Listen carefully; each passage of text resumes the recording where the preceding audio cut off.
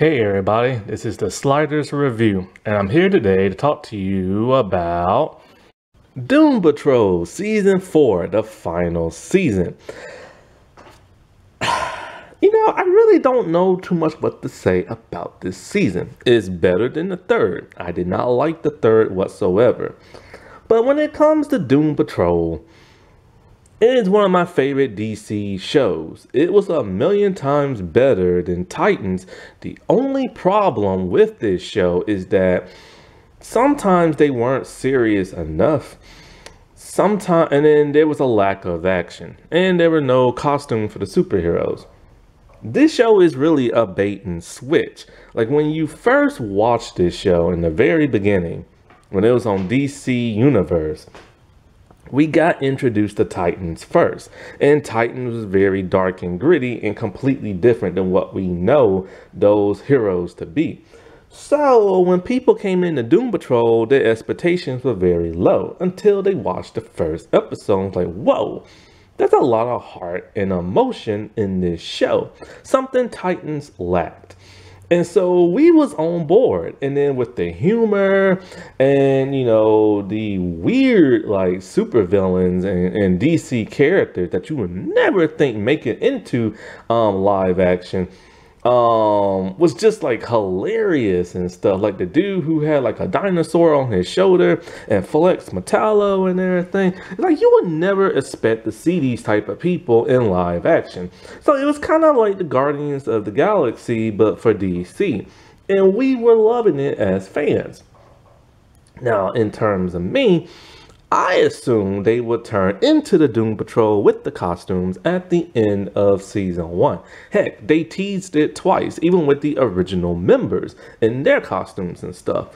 And it never happened. So then we go into season 2. And with season 2, it's like, okay, well, they're going to be the team, you know what I'm saying? They're going to wear those classic uniforms or the purple and black uniforms. And, they're going to be like a team and fight evil. And they didn't. So by season 3, I kind of figured out the formula. Basically, the formula is like this. The show is just wacky. And they're serious, emotional, tug on your heartstrings. And they will fight villains, just not in the way you think they would. And so they're more of a family than they are a team. And the ending of a season will end on a big cliffhanger where this big bad is supposed to destroy the world, only for the next season to start up. And they fight that big bad for like a minute, and then it goes into something completely different. And for the most part, they never really turn into a team. And that's pretty much the formula of the show. And I started to get irritated by season 3. Then season 3 was a huge letdown because they brought in some major big time villains that I actually recognized. And it was just a laughing stock. And so by that time, I was very, very, very, very irritated with this show. As good as it is, and me owning the first 2 seasons on DVD, I was just furious at season 3, and I still think season 3 is utter crap. Then we get into season 4. In season 4, the very first episode was really good. I'm like, crap, dude, they actually turned into a team. They're not wearing their superhero costumes, but they actually turned into a team. Then that gets all taken away by the second episode. I'm like, crap, this crap again. You tricked me again.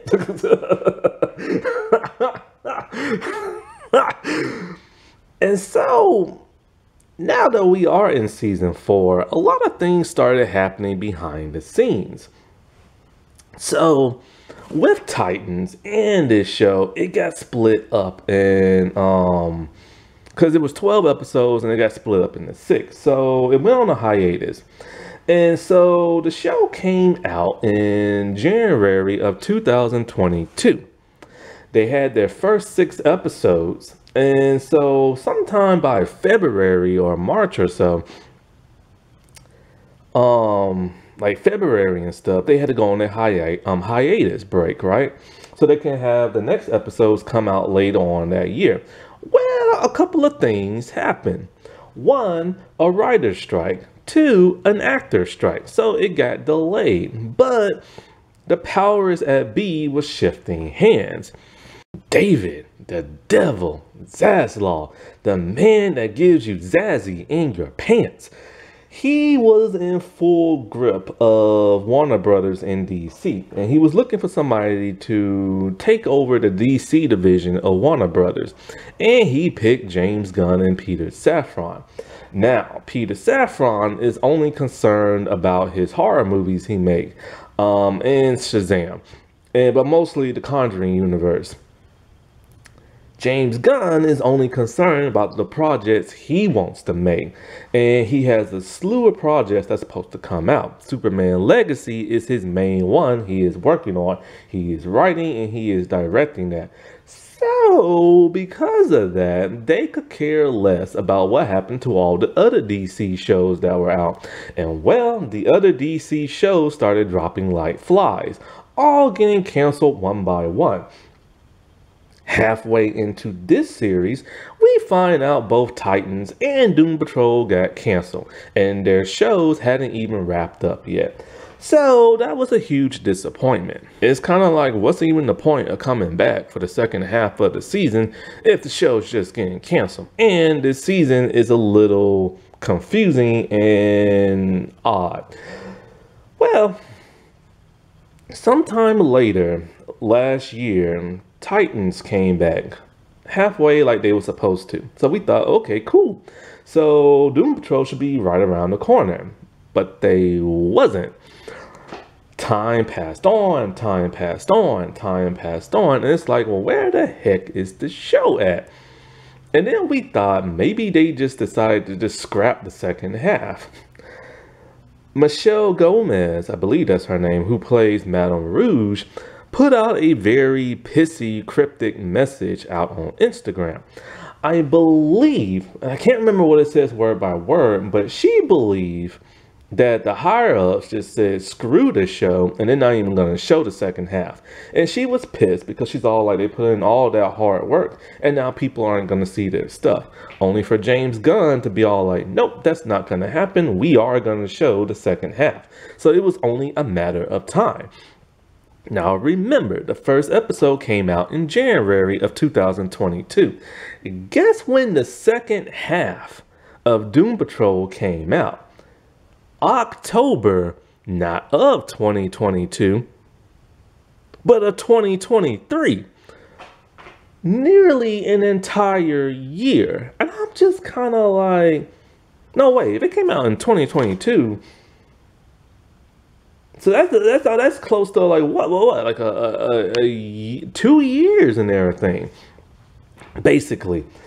Because yeah, so it took a long stinking time. So that's like basically 2 years and the show didn't really come out, and I'm just kind of like, what the world?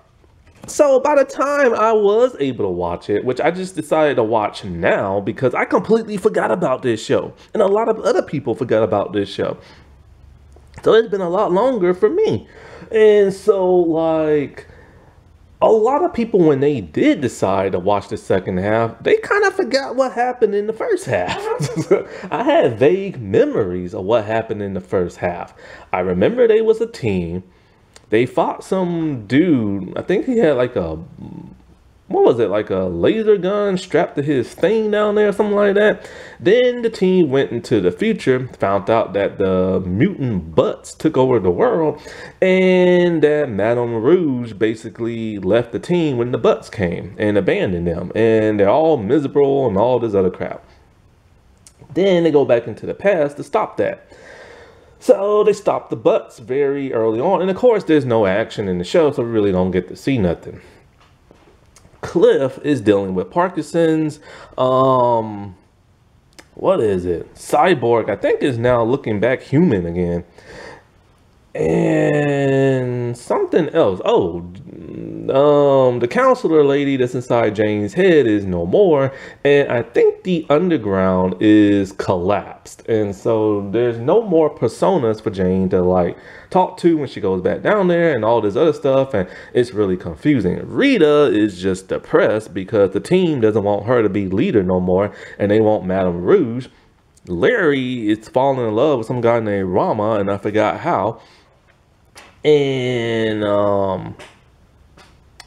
Madame Rouge is just so upset about what she did in the ant farm and wants Rita to forgive her, but Rita hates her guts and everything.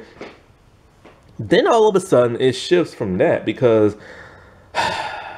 Cliff let one of the butts loose and it started biting other people, turning them into werebutts. Anyway.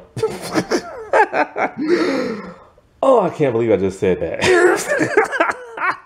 See, this is how crazy this show is. But somebody is stealing the Doom Patrol's longevity. Basically, they never realize how they're immortal.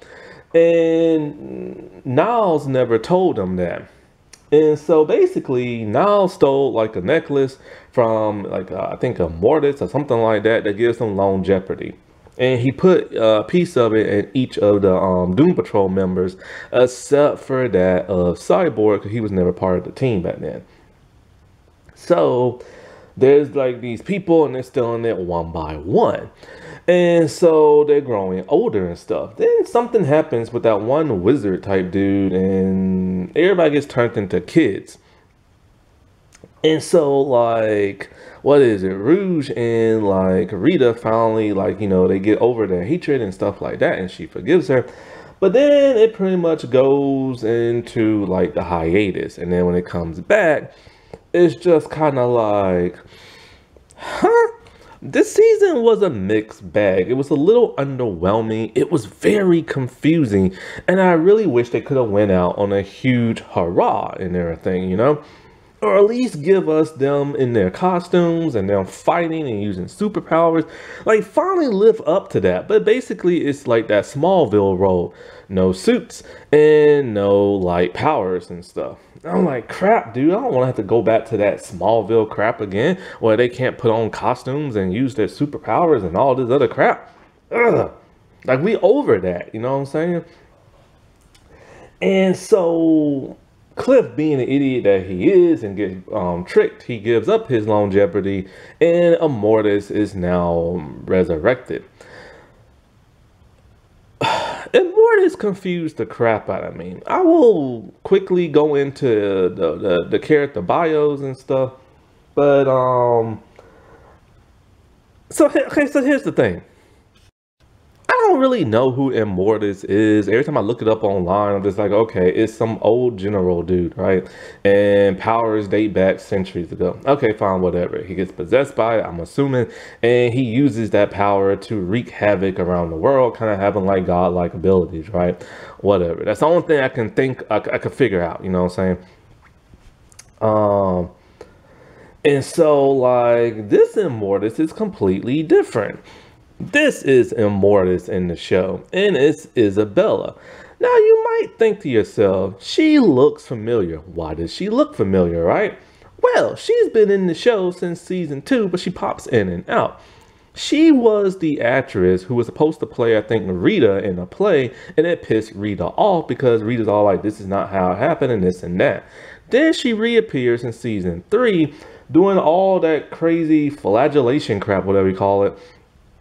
And so she gets pushed into a time vortex, I think by Madame Rouge, and she's lost in time. At some point in time, Immortus found her in the time stream and latched onto her. And so she wants her minions to get the longevity back to fully resurrect her and this and that, right? So she can have the godlike abilities and all this other crap. Still don't really know what Immortus is in this show, and they really do a very piss poor job of explaining it. So now we have this big bad guy, or bad girl I should say, this godlike entity, and we don't know much about it. Other than it can just control time, but apparently it has godlike abilities and can do other things as well. So after getting their longevity back, putting it inside that Isabel, she is resurrected. And what does she want to do with her new godlike abilities? Sing, dance, act, and have the world worship her.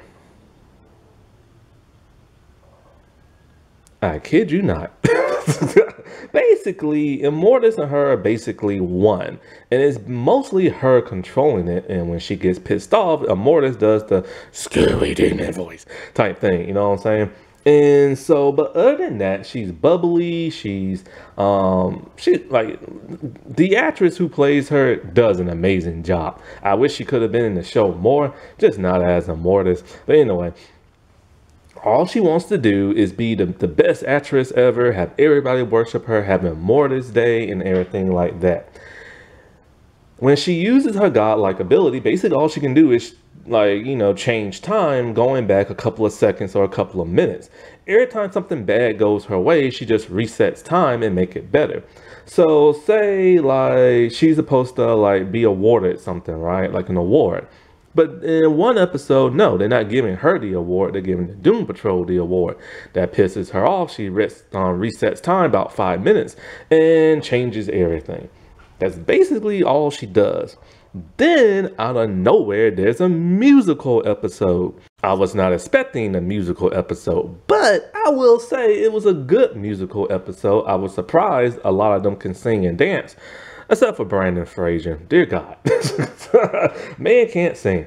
But it's my second favorite episode in the season, next to that of the first of the fourth season. So the musical episode is actually really good. Everybody's under her spell except for that of Madame Rouge. Why is Madame Rouge not affected by all the crap Immortus does? We don't know. But basically, she will be affected, but then she snaps out of it very quickly. But we don't know how she's able to snap out of it. And we also don't know how she's immortal, because she doesn't have longevity. But I think what she does is she uses her shape-shifting abilities to keep herself looking the way she is, even though she's much older. That's what happened when time reset itself and she was younger. She just kept looking the way she did.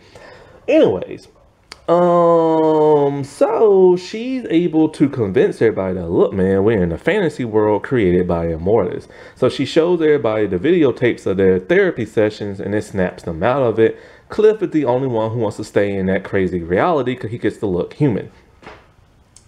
How it snaps them out of it really quickly is weird and bizarre, and it's just whatever. Anyway, it pisses her off because she's all like, look, man, I just wanted to give y'all a good time and y'all to stay out my hair and not try to destroy me and everything. So she gets pretty pissy. She even brings back Rama for Larry to have and everything. Because apparently he's inside a metal box at the bottom of the ocean, apparently. Anyways, I kind of forget how he got there. Like I said, I forgot what happened in the first half. And I'm not about to go watch 6 hours of it again. Anyways, Dorothy is back. She's back for 3 episodes and that's it. She has a solo episode that I talked about before. And that was a really good episode. But when she comes back, she does absolutely nothing. She brings back Space Case. Casey back with her. Space Case is completely different in the comic. But here she was a comic book character brought to life by Immortus and stuff. And it is Dorothy's favorite. I'm happy to see Dorothy back, but she does absolutely nothing. She can no longer talk to the imaginary people in her head. And she's trying to discover herself. Basically, in the 2 episodes that she's in, when she re-meets the team, she's just talking to them and this and that, and then she leaves again to go find herself. So what was the point in even bringing her back? I don't understand. I was happy to see the actress back, but like they didn't do nothing with her other than that solo episode. So it's almost like like I said before, I truly believe the writers are always high when they write this show and drunk and they don't know what the world they're doing, because sometimes it gets a little too wacky and somebody needs to pull on their leash and bring them back into reality. Anywho, so the team is getting like old, they're dying and everything. Rita's getting older than more than everybody else. And so like, well, Vic's not dying and Rouge isn't dying. Well, anyway, Rouge figures out, because she's the only one trying to figure out this catastrophe because she wants to save the world. She realizes that the necklace that Niles had is in the back of the neck of Isabel. So she's all we gotta do is cut it out. And I can get y'all on Jeopardy back. They don't care. They're like, screw you. We're just gonna grow old and die. Because they're miserable and all this other crap. And so, like, because Jane doesn't have no powers no more, because she can't talk to the underworld people. Cliff has Parkinson, so he's always freezing up. Rita is just sad and depressed and super old, and Larry is bleeding out. And he's worried about what's going to happen when he dies, because Keeg has nobody to take care of him, and there's going to be radiation everywhere. And he can't find his boyfriend. Anyway. So she goes by herself. The team's all like, oh no, we can't let her go by herself, blah, blah, blah, blah, blah. And so they go to try to help her. Now, what was so stupid is that Rouge is looking at Immortus, like, you know, face to face. And she makes her hand turn to metal to try to cut off the thing in the back of her neck. Wouldn't it be better to wait until the woman turns around and then try to cut it off, not try to do it in front of her? Because of course she freezes time. And also Rouge is scared of Immortus because Immortus tried to do the whole use the force and try to choke her out.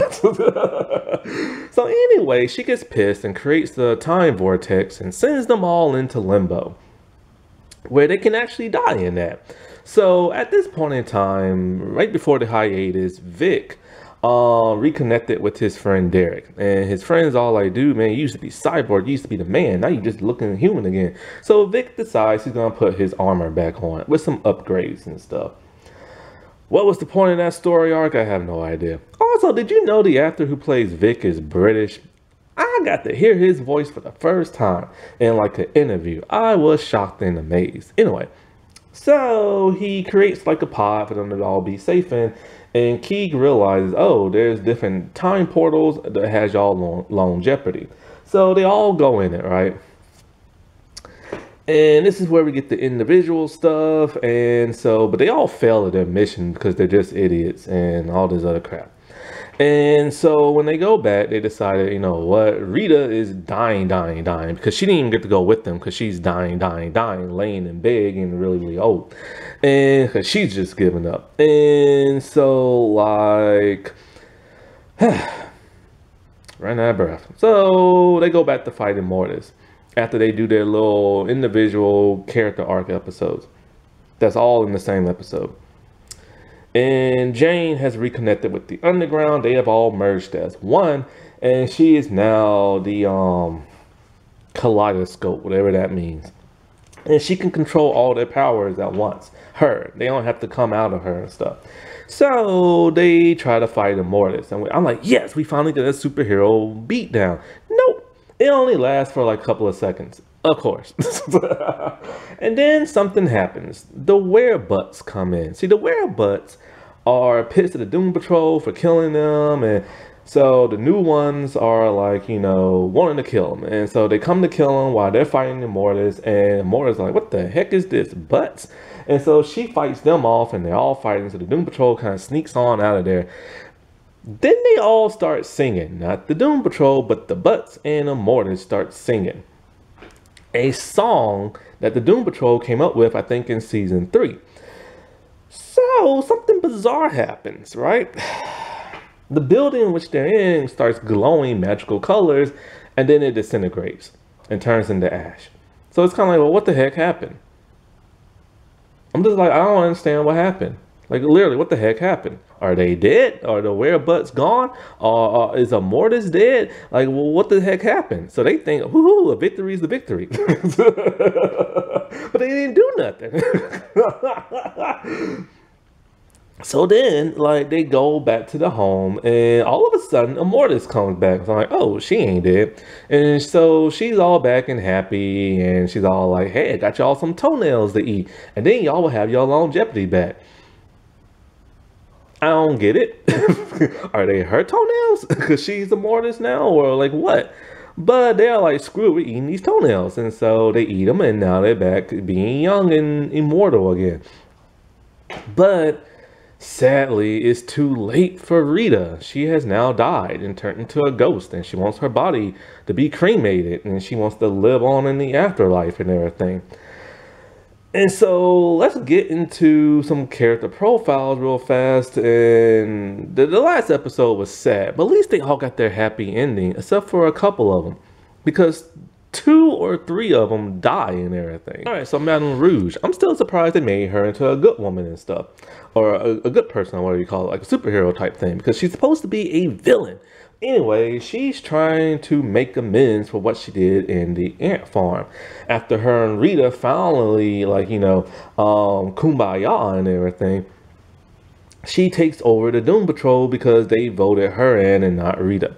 And so basically, like I said before, she's the only one really trying to stop Immortus. Well, anyways, when they do their whole time episode, they all get to meet Niles again. And it's really good to see Timothy Dorton again, because I missed that dude in season 3.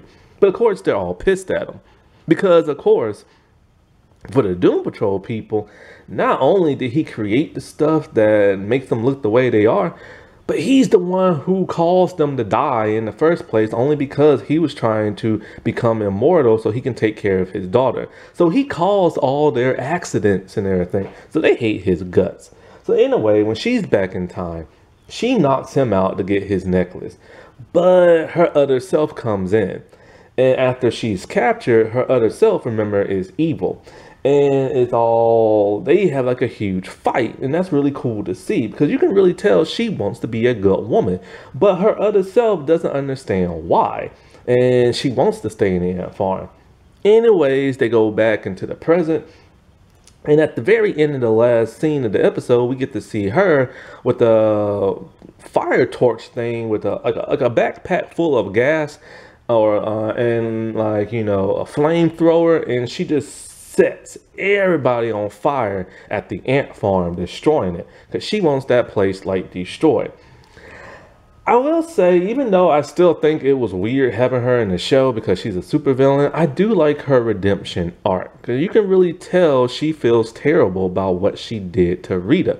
All she wants is to be Rita's friend. I assume they might have made her into like a lesbian or something because she really wants Rita to forgive her, but no, she just feels terrible and everything. And she hates herself for it. And she hates herself even more when she abandoned the Doom Patrol when the Butts came and everything in the future.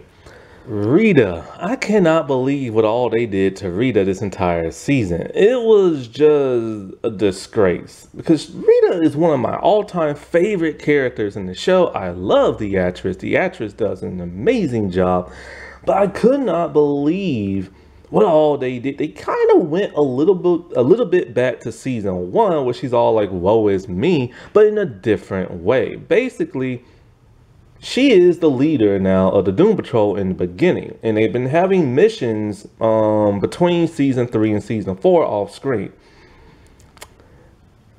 And so after they go to the future and they realize what all happened, she tries to get the team motivated, all this, they don't want to, and then they decide, okay, we want Madame Rouge to be the new leader. This pisses her off because she hates Rouge. So now she's in a I don't care kind of mode and just does her own thing. Then her and Rouge finally make up before the hiatus. After the hiatus, she starts to get really, really, really old. And when she does, she's not really doing much. She's not really trying to motivate the team all that much. Like, she tries to a little, but not really. And so she kind of gives up. Like, literally just gives up. And is even to the point where she gets so old and sick, she passes out and she has to sleep for the next, 2 episodes or so. Or maybe 1 episode when they go back in time. So she doesn't even get to go with them when they do the time travel stuff. But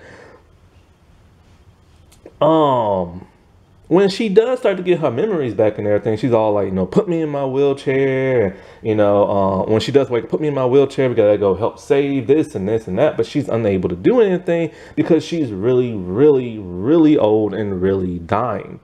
And it's even to the point where she's all like, my last moments on Earth is going to be me wearing like my superhero costume and this and that. And she couldn't even do that. So she had to go lay down again to where she turns purple and die.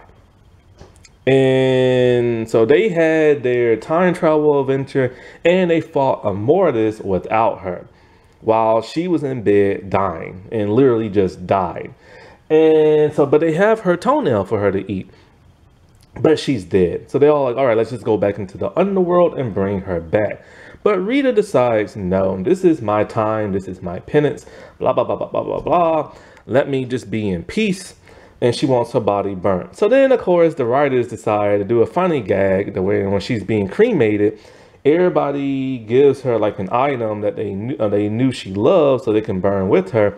And they're all like, we knew she loved her makeup and everything because she always wanted to look pretty. And then she's like, she didn't like none of the stuff that they gave her and stuff. And then they all like, I think somebody gave her like alcohol because she's always getting like drinking. She's like, oh, that's how you want to remember me and everything. And so they burn her body and she fades away. And she didn't even want to be saved. I could not believe, I mean, it's the last freaking episode. At least save the woman. But like, you know, she dies, but she gets her happy ending in the afterlife. We get to see her reunite with the man she fell in love with in season 3. He was that guy with the weird mask on in the underworld and stuff. I don't know if they revealed that or not, but they finally revealed it now. And so he takes off the mask and they kiss and they get to be happily ever after in the afterlife. So at least she got a happy ending. But my God, did you have to kill her? And that was so sad when she died because Larry took it the hardest because him and her have always been together. Never as lovers, but they've always lived together for many, many, many years and stuff. And it was just so sad to see. And she didn't even get to see Niles not one last time. Larry. One of the reasons why Larry loves Keek so much is that he stated he gets a second chance at fatherhood because it was robbed from him. And so that's why he's so obsessed with like Keek. And I always wonder why that was, and it's finally now revealed. He falls in love with a man named Rama. And apparently Rama can do something with his molecules and keep them together or something like that. I forget how he even met him and how they fell in love because that was the first 6 episodes of the season. But basically, Immortus does something to Rama. I don't know if he betrays him or not. But anyway, like if Rama betrayed him or not. But anyway, Rama got rid of... No. Immortus got rid of Rama. And pretty much Larry is just... I think he gave up his longevity to save Rama or something like that. And so when he has his time travel episode... So... Okay, I can't remember if he meets his younger self or the negative thing is outside or whatever. Anyway, he's talking to the negative thing. And he's all like, you abandoned us and blah, blah, blah. And you abandoned your child and blah, blah, blah and stuff like that. And so the negative thing takes hold of younger Larry, comes out and he talks to Larry, which is something he never could do before. And so him and Keek bond a little bit. And so he tells Larry that you have a higher purpose in life. You are to become the sun. Larry has no idea what that means, and he doesn't understand why he's going to become the sun. And I don't understand what it means because it's just thrown out of nowhere. Maybe it happens in the comics. Maybe it doesn't. I don't know. But, whatchamacallem. So, yeah, he goes back into, like, the present. And remember in the end of season 3 or the beginning of season 4, whatever, Larry could fly when Keek could take over his body. That doesn't even happen at all in this season until the very last episode. And I'm just kind of like, dude, y'all must not have a budget or something. Like, y'all really don't. And so, like, after, you know, he's devastated with Rita dying and everything, he later realizes he's going to go look for Rama. So this is when he flies and everything, and he goes in the bottom of the ocean, retrieves like a box and takes Rama up into space. There they share like a heart-felt kiss and everything. And we see this explosion of light. And I'm thinking to myself, holy crap, did he become like a star? Did he become like the sun? Why is he turning into the sun? Now, I've been wondering for the longest time. He had his toenail too, but we never got to see him eat it. Also, how would he be able to eat it? He's unable to eat anything because of the radiation. And so I don't think he took his toenail, because why would they give it to him and kill him? I'll get into that a little bit later with somebody else. And so he just went off in outer space and then imploded, I guess, and he became the sun for whatever reason. And the thing about him is that, like, it's really sad. This man went all his life after the accident and could not love another person because his body would literally kill them. And Rita and him were great friends, but then he finally found like a boyfriend and stuff, only to have his boyfriend taken away and then finally find him again and then, like, what, I guess implode. And it was also nice to see him loving Keeg to death, you know what I'm saying? Because I never understood why that was until he literally said he gets another stab at fatherhood. I'm like, oh yeah, that's right, because of what happened with him and his kids and stuff. Because every person that man's ever loved has been taken away from him. And it was just so sad. Cyborg, I don't know really what the world they be doing with Cyborg. He's always going back and forth. Oh, machine this. Oh, human that. And it's like always the same thing. He's almost like stuck in a rut. But he's happy now that he looks superhuman and everything. He doesn't have none of his mechanical stuff. And that always pissed me off because I'm all I do. You're supposed to be Cyborg. So he meets some old friends of his. And, you know, they talk about how, like, you know, look, man, we didn't abandon you. You abandoned us and everything to go be a superhero and stuff. Because we cool with the way you are with being Cyborg, because you are a cyborg, you're the man. And so one of his friends, Derek, stays with him where they go in episode 5 and 6. No, 6 and 7 to fight, like, you know, the bad guys for like the henchmen of like Immortus and stuff like that. And his friend's like an artist and everything. And it was cool to see him hang with some of his older friends again and reconnect, because we never got to see that in other episodes. But his friend kept convincing him, like, look, dude, you need to be Cyborg again. Like, how are you going to save the world and you have no powers and everything? You're just like a human looking man now and stuff. So that does convince him to put his tech back on and have some upgrades. And once again, we only get to see the top part and never the bottom because he's always in sweatpants. This show has no budget, and they could at least redesign his outfit or turn the red thing in his chest blue or something like that. Like, just change it up a little. But he's back, and it's cool because now he can have like a pod go around him, and he hears the voice in his head, which is like, you know, his tech talking to him and everything.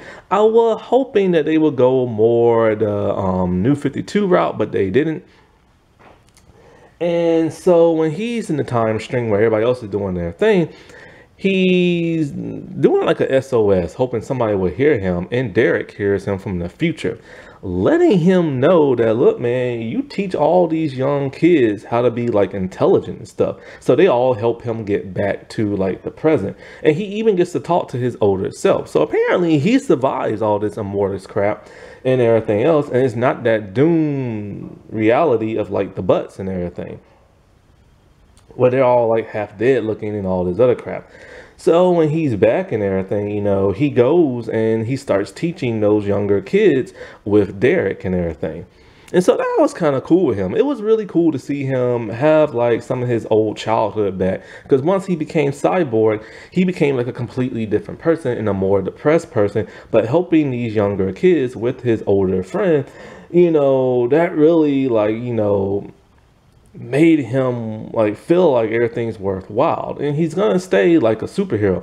Sadly, we never really get to see him use his cannon that much. We do get to see him use it once when he comes back and saved the team. How he knew where they were, I don't know, but you know, that was cool to see. Jane is very different this season, and it's almost to the point where you don't really recognize it until you actually look. She's no longer Crazy Jane. She no longer has all those personalities in her head because they all disappeared for whatever reason. Not only that, but her appearance has changed. She's dressing in color. Like, her clothes are more happier looking. She her hair isn't wild and untamed no more. Now she keeps it neat and clean, and she doesn't go around screaming and shouting and cussing at everybody like she used to. She is a completely different character. And it happened right after um the counselor lady took over the body, but then later left in the first episode. I missed the counselor lady. It gave the actress something to really act different. Like her acting was different, and I really like that. Like I really love it when she has a personality because she gets to act differently. Here she's just acting like a more calmer Jane. Her and Cliff relationship went from like father-daughter to like older brother type thing. And him and her get along very well. They have a lot of their scenes together. And she gets along with everybody for the most part until Space Case comes around, and somehow Space Case is inside her head in the underground. How? Nobody knows. It's never explained. So then, of course, she goes back to her shouting, cussing self, telling Space Case to stay the heck away from her. But then Space Case goes back in her room and starts playing with her puzzles. And they have a heart-to-heart. Now, during the musical episode, Jane's sexuality is finally explained. She's a lesbian. And because her and Space Case had a duet where they held hands and looked at each other very romantically. And this freaked them out. And I think Space Case tried to like come on to her or something like that. And somebody came on to somebody, and they're just kind of like, whoa, because they don't know what this is. And you could tell she had feelings for him, but Space Case had to leave, and Jane had to go discover herself. She's trying to put the puzzle pieces together, but can't. When she meets Niles and everything, she basically tells him, like, hey, like, I'm from the future, and blah, blah, blah. And instead of trying to get his longevity necklace back, they have a counseling therapy section, which is something she always pretended like she hated to do, but deep down inside, she loves to do because she gets to spend time with him. And he helps mentally fix her and everything to the point where she's able to put her puzzle piece together and have that last long piece that she's been looking for. Because of that, she's now able to see and hear the other personalities in the underground. And Kay tells her, like, look, man, we don't need this no more. The underground is crumbling, and I'm like, building something special. Don't really know what it is. It's psychedelic and everything. But then when she comes back, she's all like, I am the kaleidoscope. Like, we're one. Like, she's one with all her personalities and stuff. And so when the fight with the Immortus, she's able to use all their powers without having them come out and everything, like the personalities come out. And so that's really cool, but it doesn't last long because, they don't have the budget. So in a way, she's in a self-discovery mode of trying to figure out who she is now. And so, like, in space, she wants to move out and just start painting for the rest of her life. Now she has her immortality back. So Space Case comes back, and Space Case is like, look, I'm going into outer space to find myself and everything. And she goes with her, and they just kiss.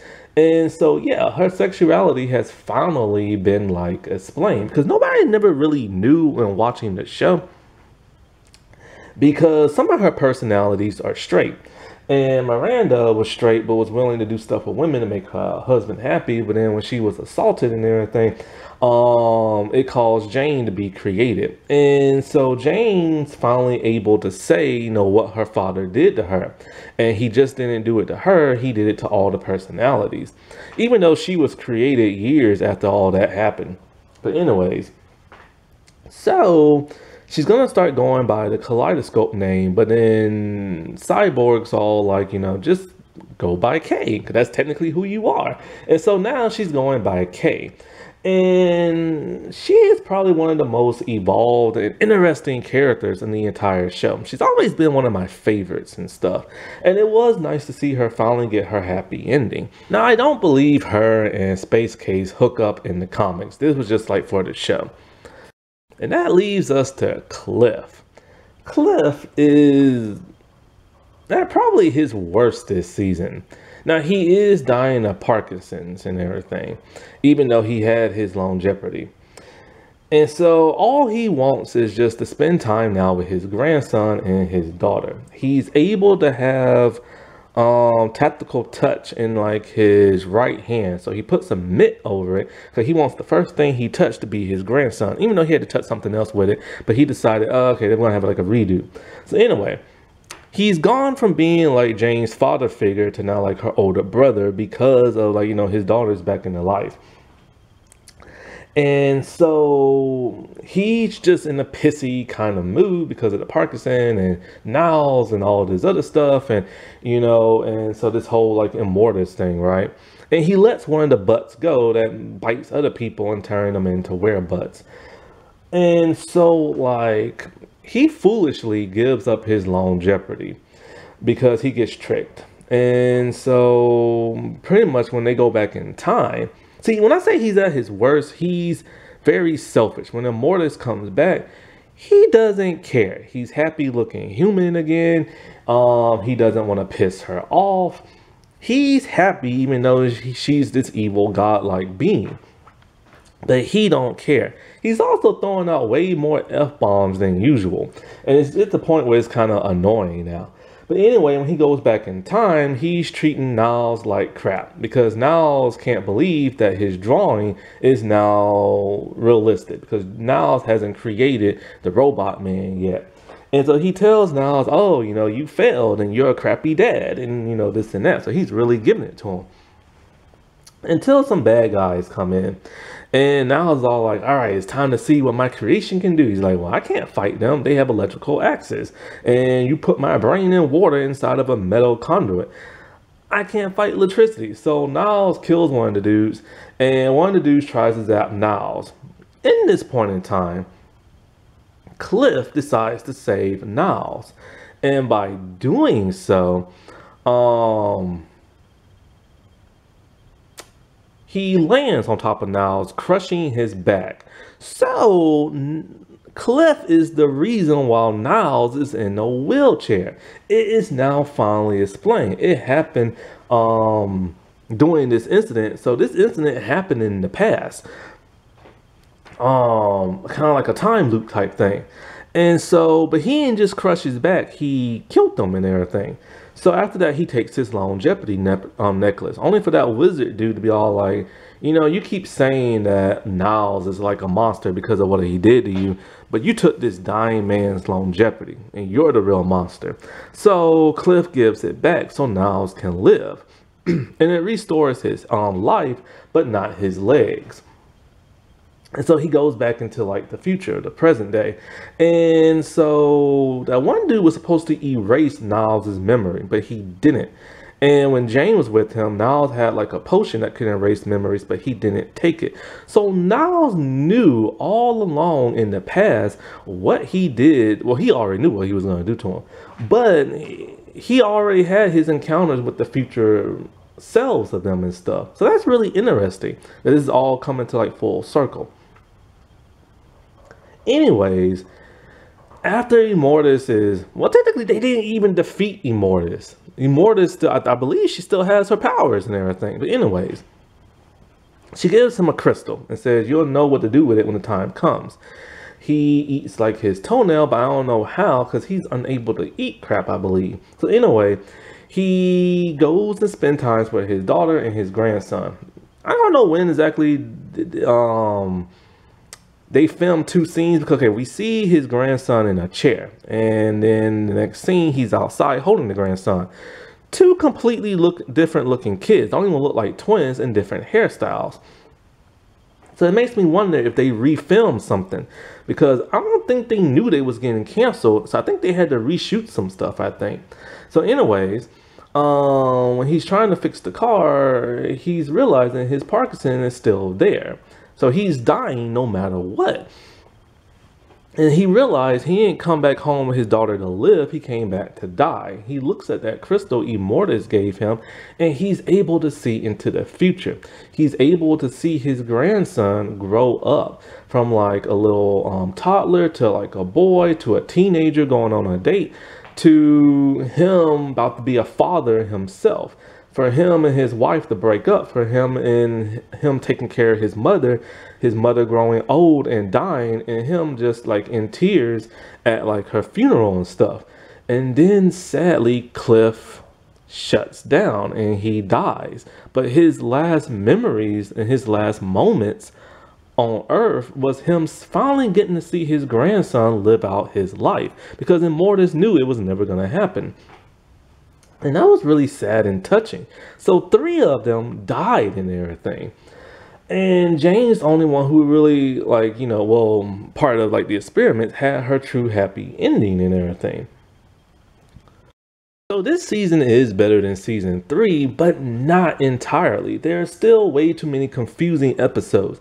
Honestly, this entire season feels like a filler season, with only the first episode and the last 2 episodes having any real meaning and stuff.